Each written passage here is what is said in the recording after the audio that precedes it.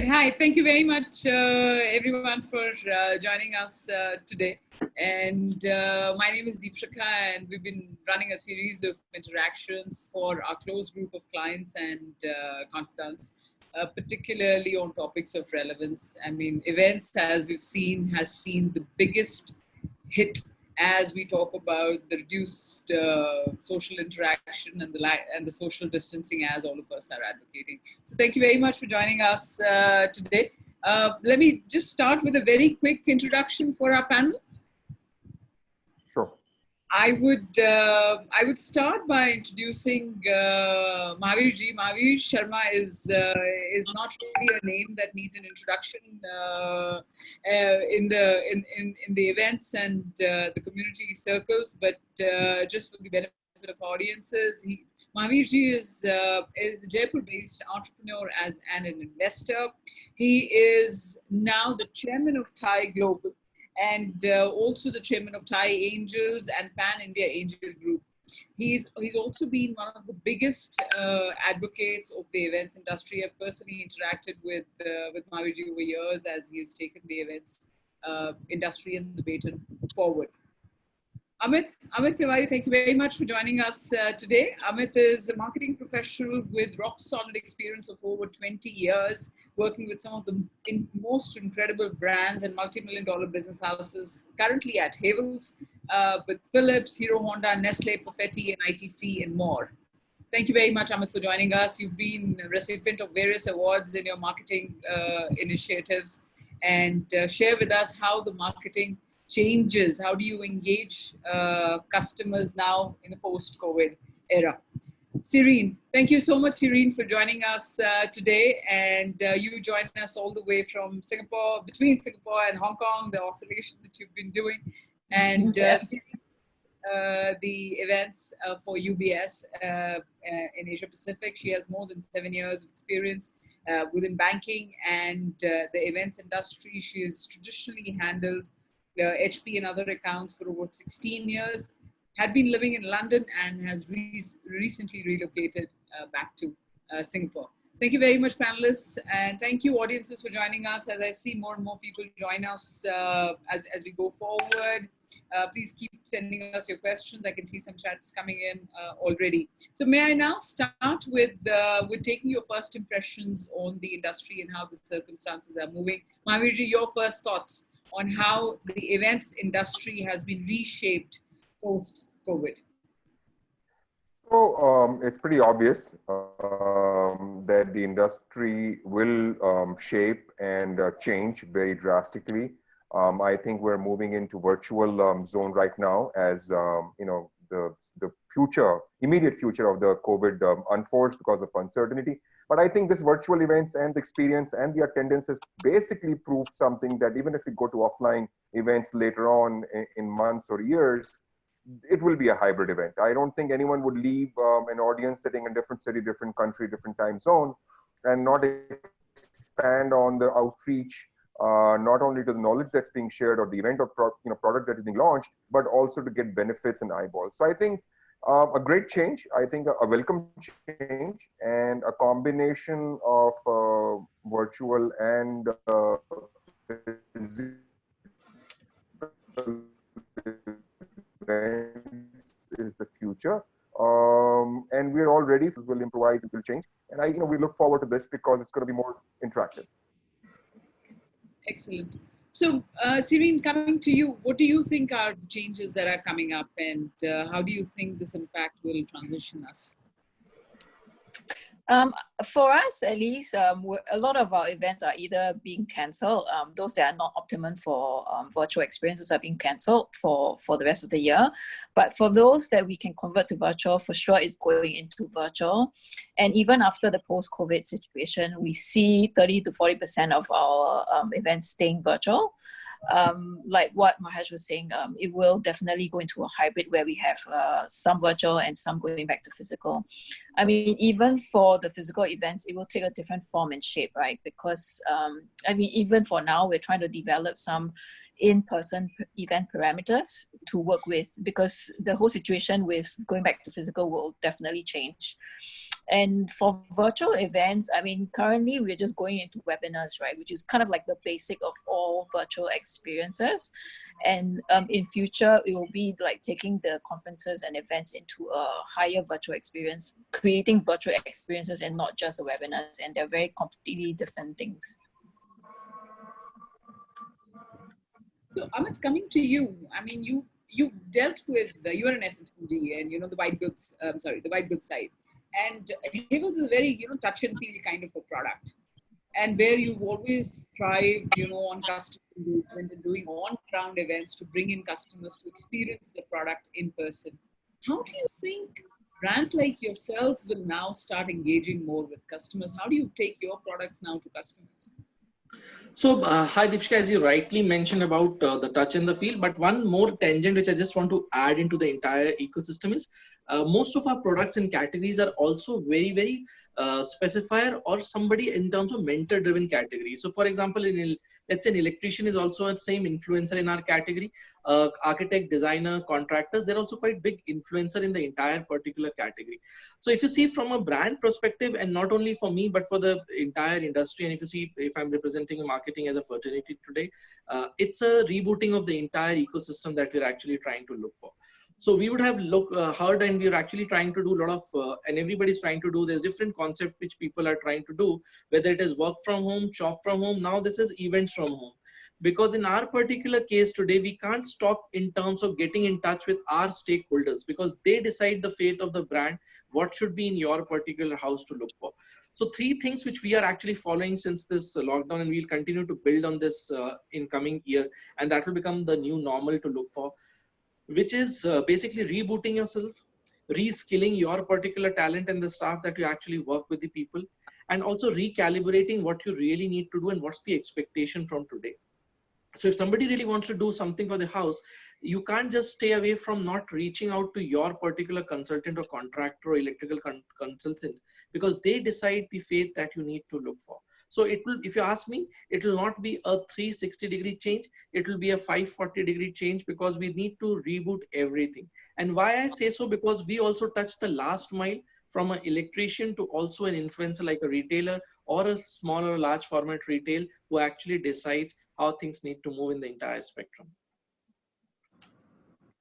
Excellent. So I'll just take your part on the reskilling side. I mean, and also going back to what Serene was talking about, that, webinars are the most basic form of virtual transaction or virtual connection. So Mahavir, if I were to ask you that question, I mean, you of course, being at Thai Global, you're also exposed to technologies globally that that would come across. What have you seen? What are the kind of technical changes or technological changes that you're seeing, or innovations that you're seeing that could perhaps help the events industry to, bring more experiences? I've heard about some AR, VR, holograms, etc., etc. What are you actually seeing? And are there any examples that you could share with us?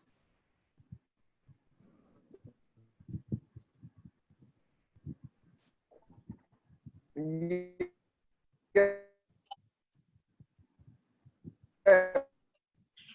So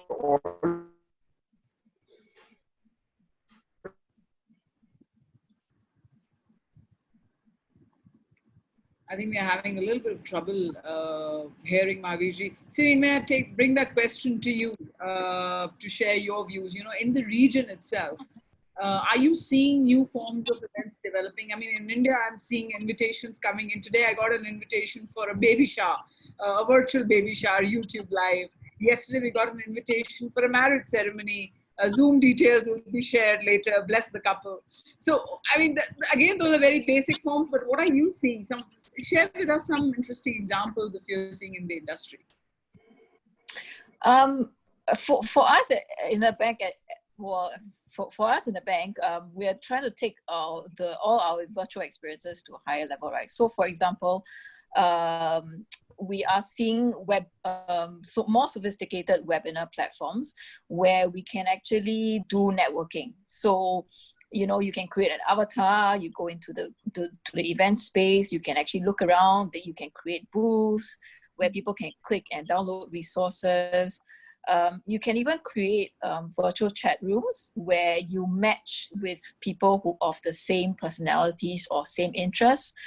And this you can do through a gamification, right? Where you play on an app and answer some questions. So they classify you into like a certain persona. And then from there, you group the participants into like a virtual chat room, and within the same interest, they can kind of like interact within themselves. So that is something which I think is quite interesting, because even when you attend a conference of like 1,000 or 10,000, it's hard to really, you can network, but it's hard to really meet like-minded people in that sense, right? But in the virtual environment and the virtual space, it kind of allows you to do that, even though you're not meeting face to face. Excellent. Do you want to share those names with us and the audience? What are the kind of technologies that you're seeing? Zoom has been the only name that we've heard. There are platforms like On24, Intra Expo. There's also another platform called VFairs, which allows video conferencing as well as creating virtual experiences like that. Those are the ones that I've explored, but I'm sure there are tons out there. Yes, absolutely. I think a lot of them are emerging as we speak, trying to capture the market that has just opened up. Mahavirji, coming back to you with that question, I'm not sure if you heard the question. I'll just quickly repeat that.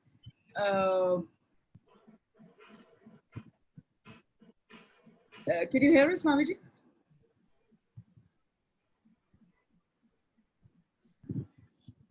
I think we're still facing some issues. Ruchi, Yes, Great. So, Mahavir, we were talking about, and Serene was sharing some very interesting examples of, new and sophisticated forms of event technologies which have come up. Just wanted to ask you.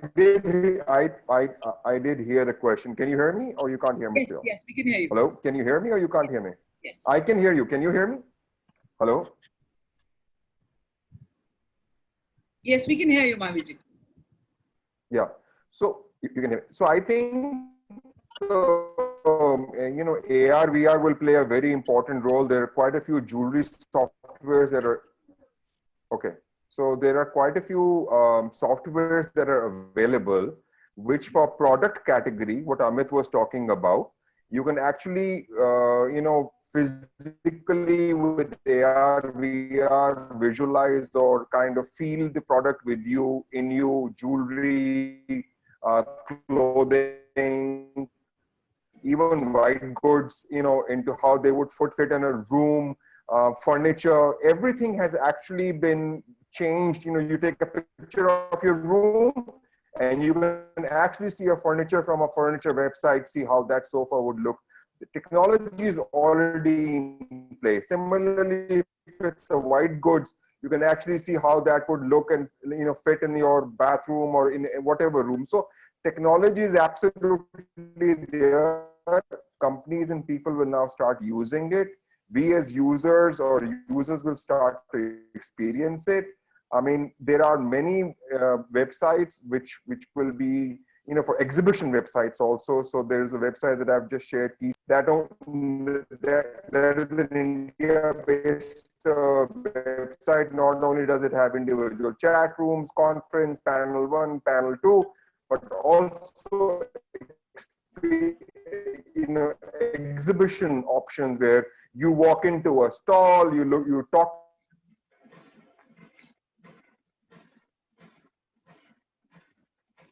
to them, there's one-on-one chat, you are approved. Things are going to transform so much. Event people have to adopt it and use it. And did you get all of that? Hello? Yes, absolutely. I think we'll have to adopt to it. Now, let me come to Amit. Amit, you again, Mahavir talked about, alluded to, using AR, VR and experience-driven technology to showcase your products. But generally, you've seen marketing 360 degree and now 540 degree or 520 degree that you talked about. What do you think are the changes happening, and what kind of technologies that you are seeing emerging? What are the solutions for the event industry now?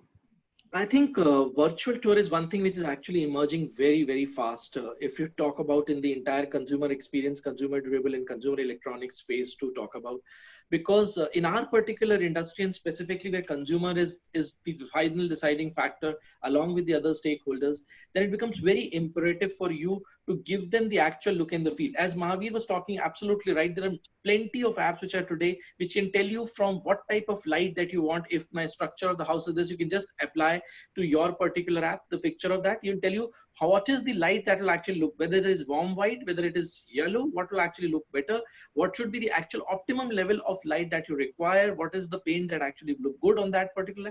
Everything is available. But I think the bigger challenge today is this concept of going to the consumer, and we have been trying to do it for the last 25-30 days. It's not an easy, because it's a matter of consumer habit change, and habit change are not that easy if you see in the entire consumer decision journey to look for. Today and going forward, it will not be an events person, people talking about it's an event industry. There will be a marriage and a combination between events and technology, which will call event tech. Because going forward, if you are only running an event, you'll be happy with your particular event.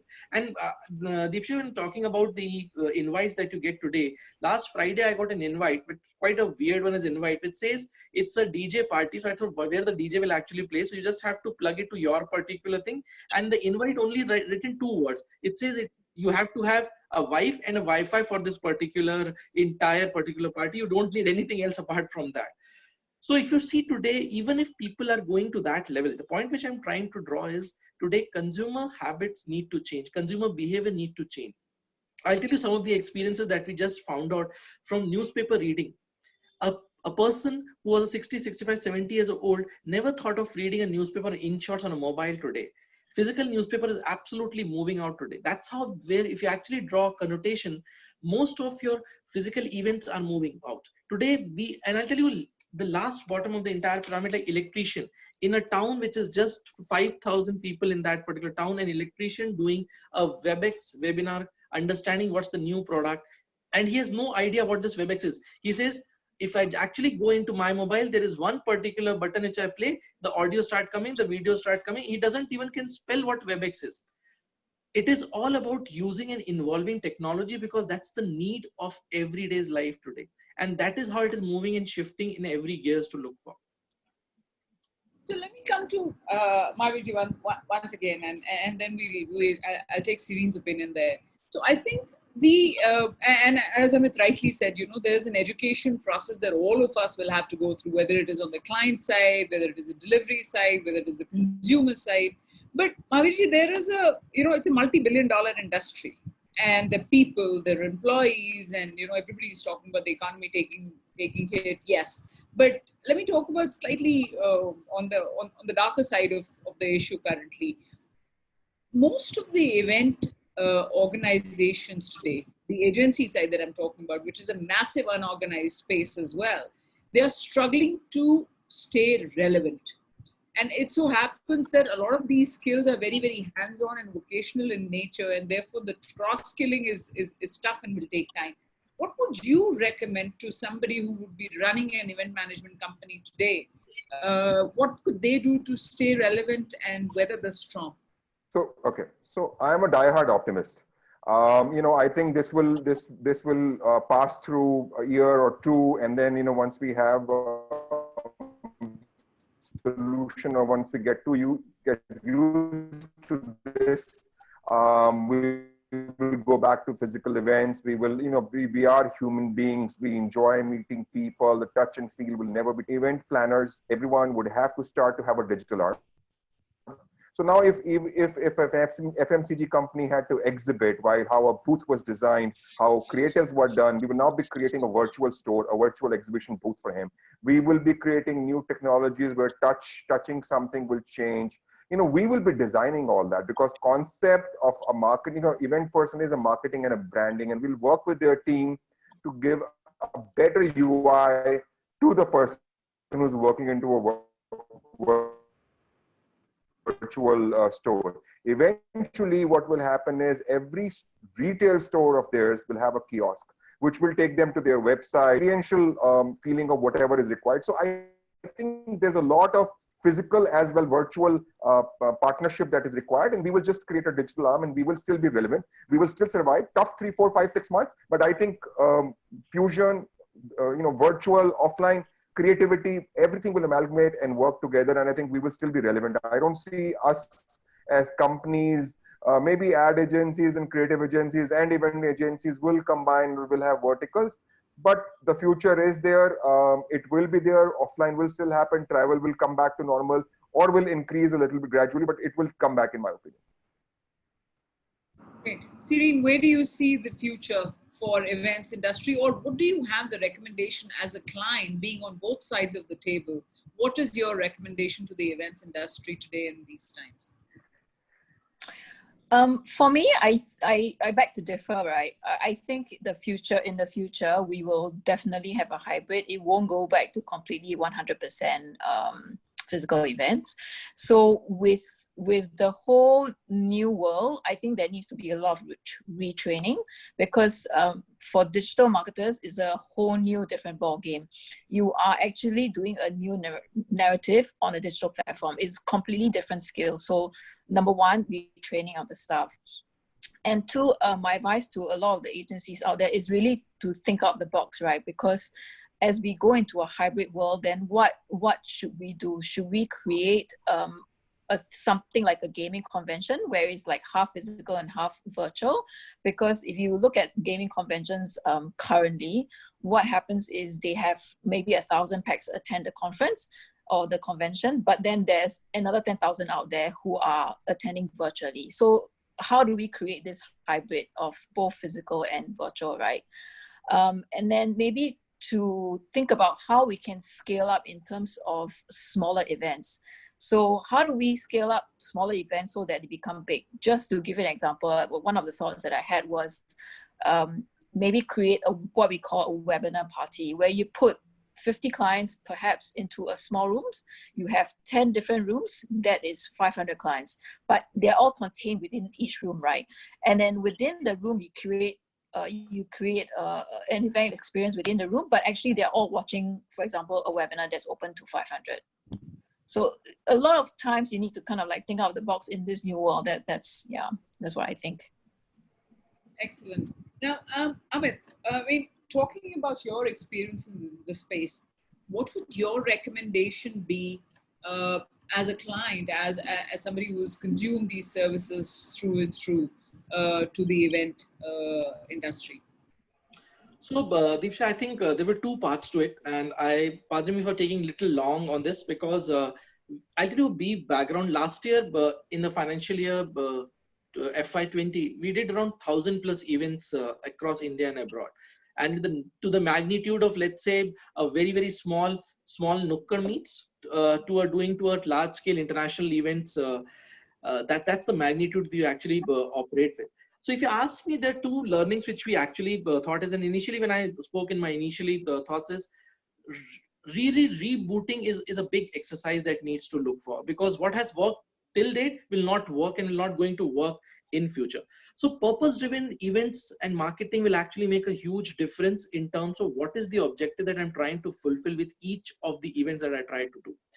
Secondly, what we thought as collectively as a team, and which are also trying to do, is to give a new definition of this entire world called events. What does EVENTS actually means from? Previously, it may have nobody has thought of, because we never got into the crisis. When the crisis hits the maximum, then people started thinking, and your also creative brain started working. So basically, in the entire events frame, if you see today, and when it's actually moving to the most of the engaging world, E, it stands for engagement. How are you actually increasing the number of people that you're actually trying to touch today?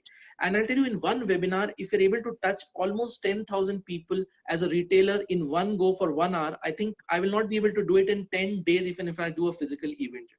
Then we can talk about what does V stands in the entire thing is the value offering. What is the cost of reach of people? Those is zilch, is not even one that I can actually thought of. What I used to spend is not even 1/10, it's just zilch that I can actually look for.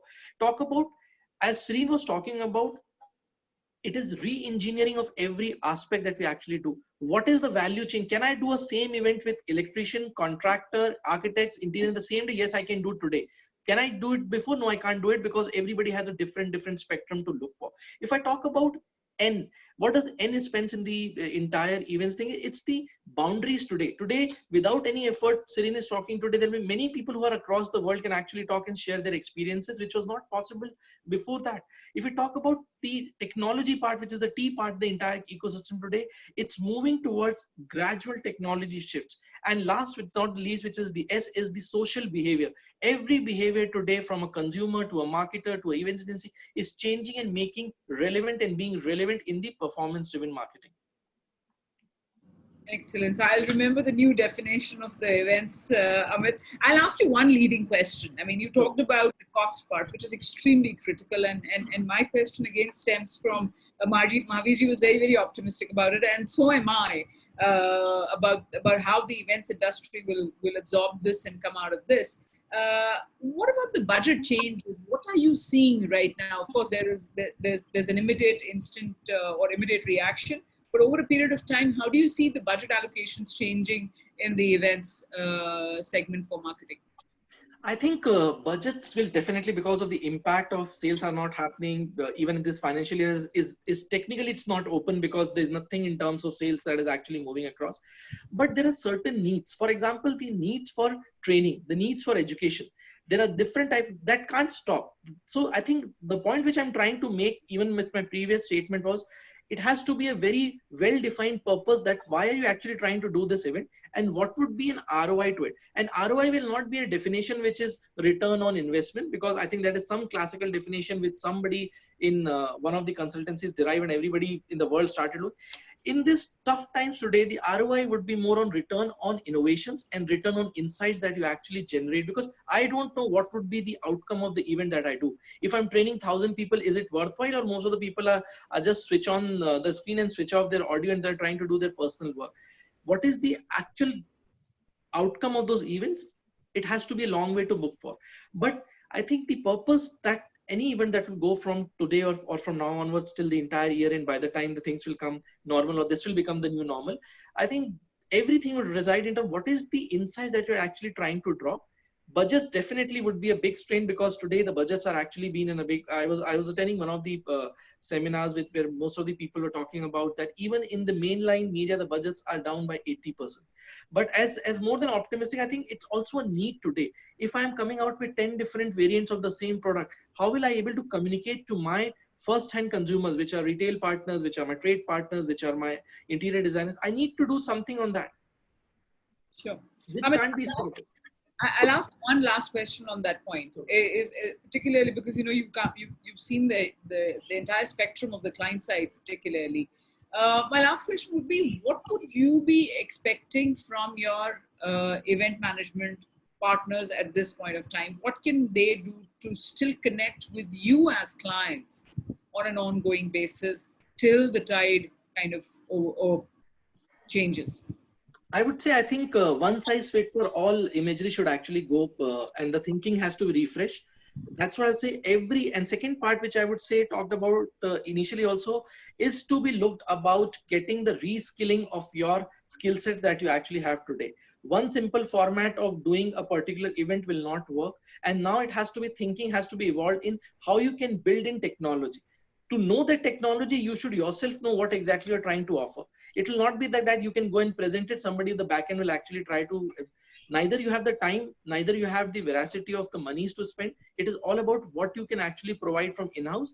And that is where you really need to reskill and reboot every aspect that you're actually trying to provide to your clients. Fantastic. Thank you so much. Serene, now I come to you with the same question. You've seen the entire spectrum between Singapore, Hong Kong, the region, banking, HP. What are the changes that you believe will happen, and what would your expectation be of your event partners at this point of time? We spoke about reskilling, but what would be the exact, say, 3 things that you would be right now telling your event partners that, okay, don't call me, don't ask me how am I, safe, sound, my family is okay, but do X, Y, and Z. What would that be? I think they need to think about an extension, right, of physical events into the virtual space. How do we do that? And even when we go back into physical events, right, to think about the question to really think about is what would be the draw point for the clients that they can get in physical events that they cannot get virtually, right? So those are very, very key questions. And I would say that in terms of budgeting, it doesn't really change because the mindset has to shift to different things, right? So perhaps, well, I mean, one of the biggest draw of physical events is really networking. But when you go into virtual, that's sometimes not possible. So then what is the next thing to turn to? Perhaps the objective of the event has to change. And maybe one of the objectives that can change is to focus more on content, right? So focus more on thought leadership content, which means that then the budget shifts, goes into the payment of the speaker fees to thought leaders instead of spending maybe a lot on hotels and F&B and stuff like that. And then the other thing is also a part of maybe the fee should shift to speaker coaching, because if you engage a speaker that it comes on board a physical event versus a virtual event is completely different. And so maybe a lot more emphasis needs to go into coaching the speakers who speak virtually. Because to engage audiences virtually and physically is a different ballgame. Excellent. That's music to my ears, and that's also the topic of the webinar next week. So thank you. So Mahavirji, we are approaching. In fact, we are a minute past our time. Share with us your optimism, and I see that all my friends from the events industry are here. Tell them what they should be doing and the way. So I agree with, so no one is taking away the experience of a virtual event. I mean, that's an ongoing year-long program. When 4 days of exhibition or 4 days of sales happen, then we will try and integrate virtual, and that hybrid will always exist because that year-long, and what is going to happen, to Amit's point, I agree. Branding will happen at a different point in time, marketing will happen at a different point, and sales will happen. So all of these will get segregated. And then measurements of impact wherein online branding is happening by an influencer or a service provider, whatever the case may be. Marketing is happening through deliveries, premium services, etc., etc. And then of course sales will have to happen, and training for all three sectors, integration of all the three sectors, online and offline. All of that has to be learned, and that has to be acquired by everyone. The people who are working for the company, people who are working for the events company, and also, in terms of people who are not ready for virtual events will have to learn this. There's no option. And I think creativity is the key. Communicating in a short span, because the attention spans are reducing. Multiple technologies and multiple platforms will be available, unlike one newspaper or two newspapers per city. So we really have to get creative. Vernacular will be the future. I think penetrating to various markets, because now that we have a option of having so much in technology, I think there will be so many things, and we can actually cater to different age, different societal sectors, sexes, everything. So the creative, because now we are not just doing one big ad in all India showing what they're doing and reaching out by hit and trial. Now you can actually focus on so many different aspects, and so that focus will change. Money will get divided from a large full page ad to multiple avenues. So all this will obviously change. Virtual is there to stay because we're getting used to it. We love it. It's focused. ROI, no ROI, doesn't matter, but it's the future. But physical will come back. I think there will be innovative ways to do physical. There will be parties with wireless headphones and music, and at midnight in the middle of the city. All things will happen. So I think things will change. Technology will help, but we will have virtual for about a year and a half, and then a combination of the two. I agree. Great. Can I ask you one leading question? Just one small question. Particularly on the community side, you've seen all those communities, whether it was the EOs, the YPOs, the TIE itself. These communities, the whole genesis is networking. The ability for people to meet and talk to each other and leverage each other's understanding. How do you think these communities will treat themselves in the next 6 to 8 months? I'll tell you this networking, this a joke here, a backslapping comment there, expression on the face when you're saying the same 10 sentence, which can't be translated into when you're typing it, is everyone is missing that. I'll tell you, people are itching to meet socially. I think it's already taking a toll. Mental health has been taking a toll. I think this will not stay for long. I think governments are becoming easier on rest. Social distancing, physical distancing will continue, but at least I'll be able to see a face. People are struggling to see that. I think this, you cannot take this away. This cannot happen no matter what the virtual experience is. I think having personal rapport, personal touch, expressions, small comments will not be available on a chat room, even on a one-on-one thing. So this will come back sooner than what you and I think. I think people will say, oh, fine, there's a medicine, 1% people die, it's okay, I'll take the medicine, I'll go out. I think people are losing it already and they're struggling to come out and not have these virtual invitations like you guys are getting. I haven't gotten any, so I'm feeling jealous. Absolutely. I think we are striving and looking forward to people connect. Thank you very much, all three of you, for such a fantastic discussion. With your permission, I'll now move on to take a few questions from our audiences. And we have one from Ruchi. She spoke about the names of the platforms. I think Serene mentioned, and then Mahavir also mentioned. Now, Ruchi again asked, when do we predict venues to open up for events across countries? Serene, you want to take that? It really depends on the government guidelines. But for us, we are hoping that things start coming back to normal sometime in September, October. We're still being very positive. We have planned a lot of our webinars and virtual events all the way to August, September. And definitely hoping that physical events come back September, October, but there is a backup as well, just in case the second wave comes about. Yes, we have to be prepared. So another question comes from Vinayak, and this is about exhibitions and trade fairs. So our pleasure, Ruchi. Amit, perhaps you could answer this question that, you know, again, as we were talking about, the virtual events are only catering currently to knowledge-oriented workshops and conferences. How do you see technology experience playing on exhibitions and trade fairs? I think very, very important role which technology is trying to play. And I think currently what we're doing, we're trying to do a lot of learning from the technology, how it can actually benefit from it. And every day we're trying to evolve what we're actually trying to get an experience out of it. The true test of that technology would be what would be the experience for whom we are actually trying to create, whether it is customer, whether it is consumer. If both are able to have that particular final notch and they believe in that particular aspect that you're trying to create, I think our job would be much more better, because it is not about how we are deciding, because we can create a technology, but the larger portion is for whom we are actually trying to create, are they comfortable the way we are actually trying to project that particular technology. So the more would actually decide upon, is the experience which we are trying to give is something which people are really trying to accept that.